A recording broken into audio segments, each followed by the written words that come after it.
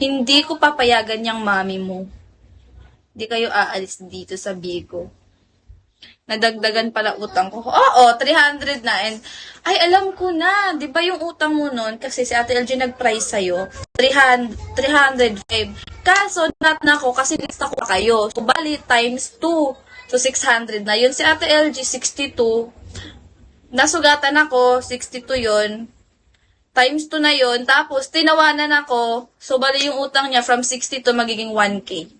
Okay na? Ganon. Kasi tinawanan ako eh. Ganon yun eh. 'Di ba? Magaling ako mag-calculate, 'di ba? Ang galing ko. Very good. Nababaliw. Natatawa na lang ako sa sarili ko eh.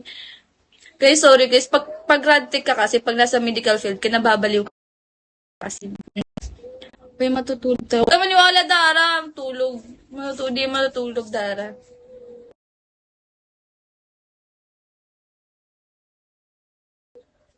Magre-review yan.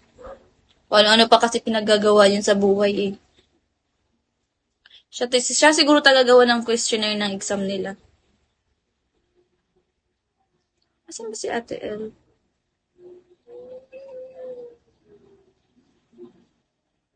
Nahimik muna ako guys ng mga 5 seconds.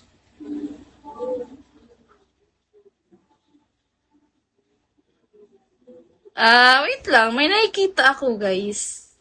I think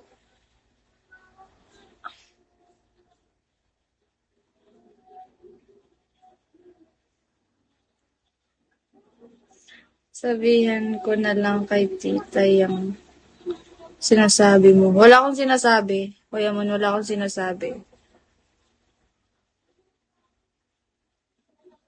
Asan kaya yung si Ate LJ?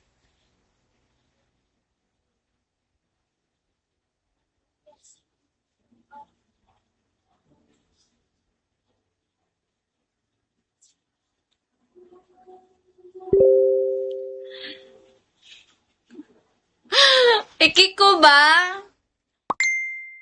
Ikiko daw yung dami, oh. Pagalitan mo yan, te. Hindi natin ikik yan.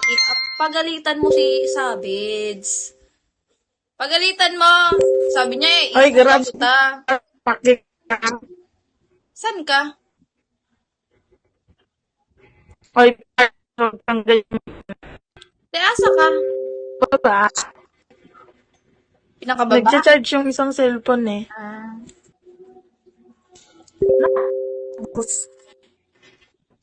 Oo. Hala, Nag-charge man ang isang cellphone. Di, binabash nila yung Kasi dami mo. mag-charge pag hindi, pag ginagamit siya eh. Naglalag nga. Ay, ikaw pala yan, Mars. Nagdami pa ng full name.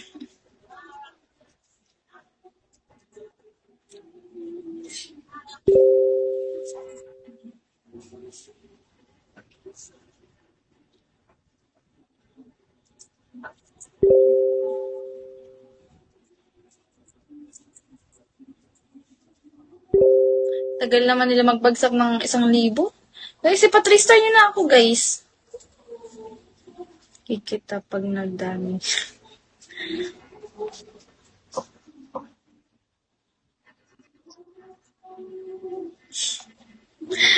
Tama. Di, kausapin mo nga sila, te. Birthday mo na ba? 21 pa, Kuya Moon. Bakit nabagsakan mo na ba ako, Kuya Moon? Sabi mo, bagsakan ako sa birthday piki ko, ah. Alis ko na nga tong dami ko. Si Miyawi, papansin, nagre-reklamo. Tsaka si Savage, te. Huwag na, te,